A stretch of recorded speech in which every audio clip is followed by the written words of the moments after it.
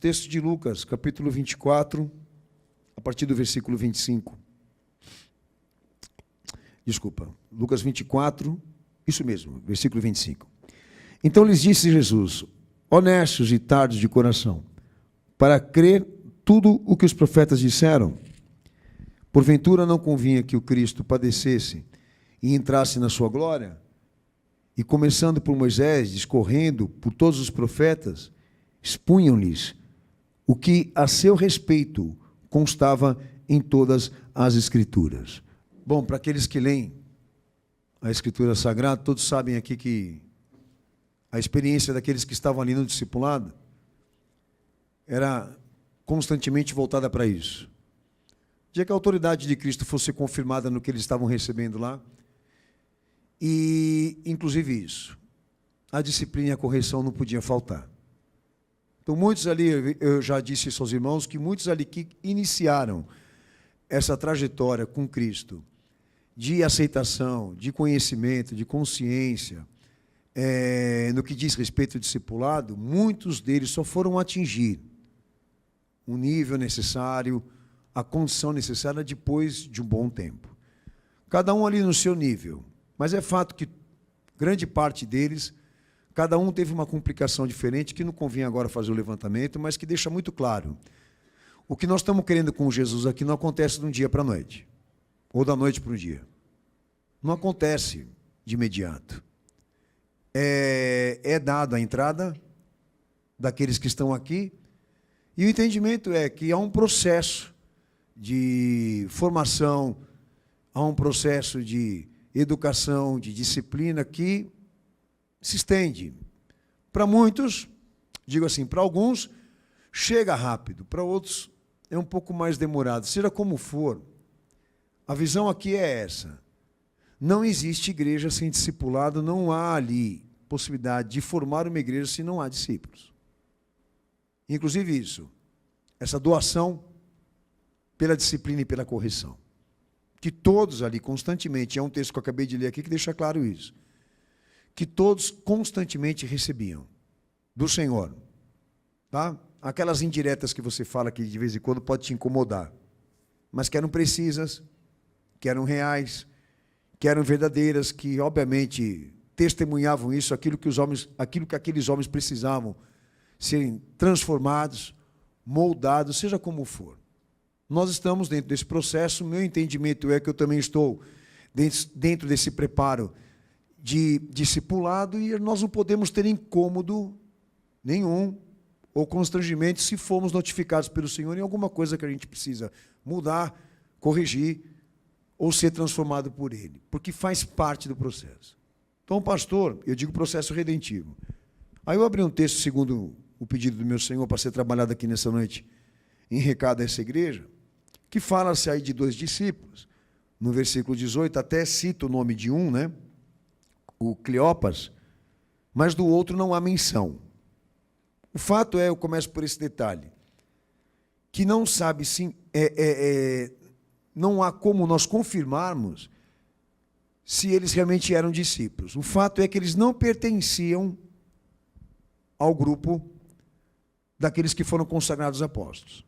Então, tudo indica que eles estavam dentro daquele, vou repetir de novo essa palavra, grupo dos que se espalharam, não daqueles que ficaram.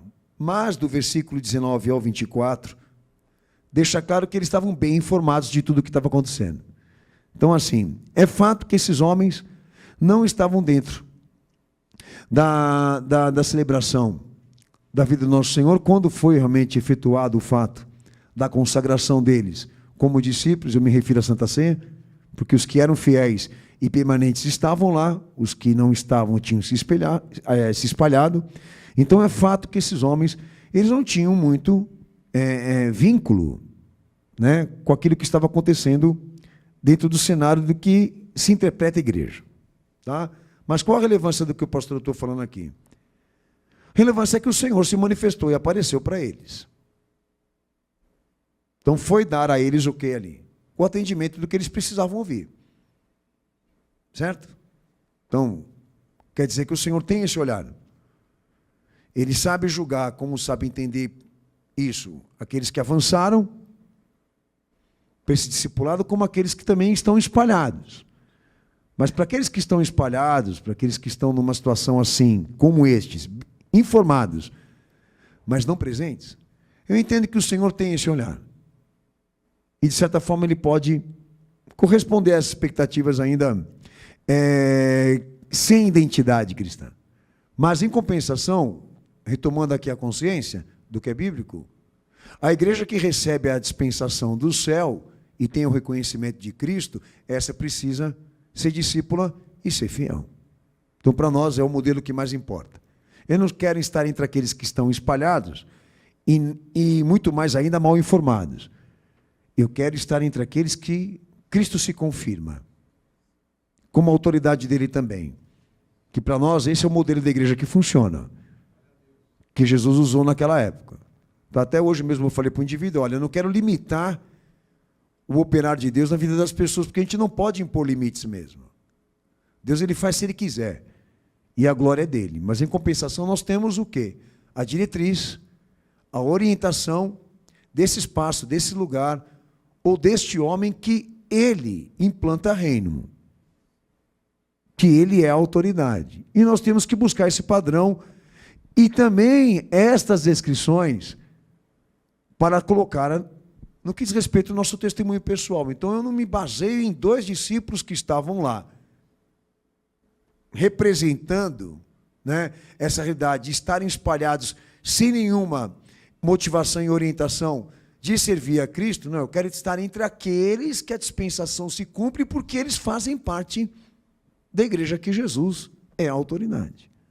Então, neles que eu me baseio. Já nesses 2 que estão perdidos, aí eu não vou me basear. E você vai entender por que eu estou dizendo isso. Porque o Senhor dirige uma correção ali sobre eles muito dura. Que eu entendo que é o que ele vai dirigir essa igreja hoje aqui. Um outro ponto que o pastor queria mencionar aos amados irmãos, lá no versículo 25, nota-se ali que os 2 compartilhavam em comum a expectativa do surgimento de um Messias que restauraria Israel, mas não de uma forma redentiva, de uma forma política. Tá? Eu digo de uma forma não só política, mas visível. O entendimento é que a restauração ali de Israel para aqueles homens, com grande parte de muitos que passaram pelo caminho do Senhor, ela era uma espécie de exaltação nacional.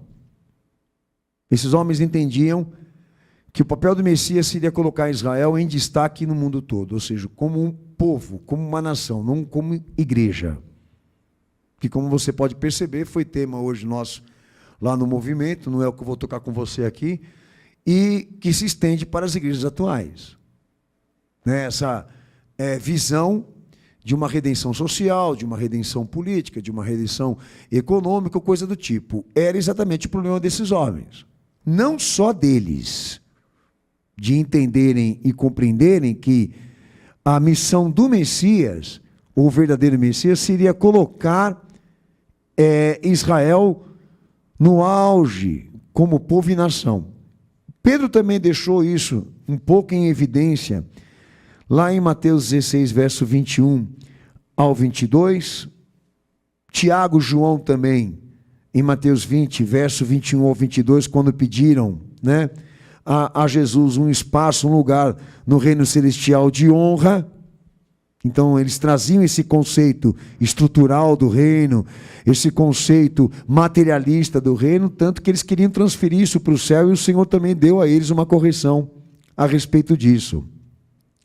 Judas também, que foi o principal motivo da traição dele, eu já vou falar por quê, não só pela questão dele defender que Jesus deveria padecer por essa causa política no que diz respeito a Israel, tá?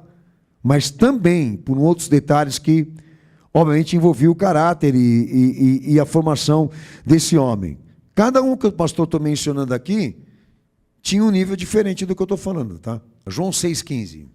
Sabendo, pois, Jesus que o haviam de vir arrebatá-lo para fazerem rei, tornou a retirar-se, ele só, para o monte.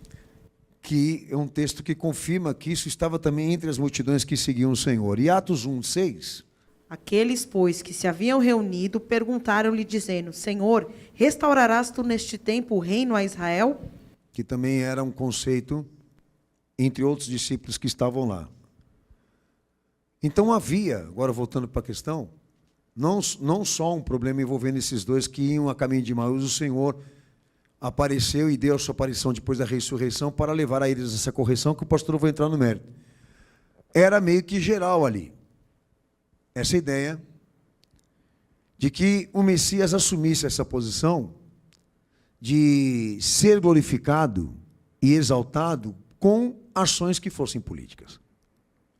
E era uma tendência geral ali de que o Senhor renunciasse e rejeitasse a parte do sofrimento do plano. Então eles tinham uma rejeição voltada para o Messias sofredor, ao mesmo tempo iludida, dentro daquela expectativa de um Messias que viveria, né, momentos de glória, exatamente por uma restauração voltada com esta visão materialista. Cada um ali no seu nível, cada um ali na sua realidade. Então havia uma falta de compreensão do que diz respeito a quem seria o Messias, ou qual o tipo de missão dele em específico, que o Senhor aponta, né? E o Senhor revela quando começa exatamente a dialogar com esses homens aí. O pastor, eu vou tratar aqui com os irmãos quais são esses pontos que mais se destacam aqui. O primeiro deles, já vou ler Mateus 4,17, que o Senhor deixa claro a esses homens, e aí começa a questão da importância do discipulado existir, ao mesmo tempo também da consciência, do ensinamento, da disciplina. Por quê? Porque a igreja, ela existe e está formada por pessoas das mais variadas formas possíveis de pensamento, de conceitos, de julgamento, e é uma coisa meio que óbvia. A igreja ali não era uma estrutura, não era um templo. A igreja ali era feita de homens, de pessoas. Então nós entendemos assim, que quando uma pessoa aceita Jesus, quando ela dá entrada à graça e assume viver a redenção assinalada nele, o entendimento é que ela é deslocada automaticamente a receber do Senhor esses julgamentos de fé e essa disciplina de fé para que ela seja formada, para que ela seja educada no que diz respeito ao caminho da salvação. Então é fato que o homem vai ser fragmentado, que ele vai ser espedaçado no que diz respeito ao que ele era até então. O que ele era até então, vida velha, não vai poder entrar no plano.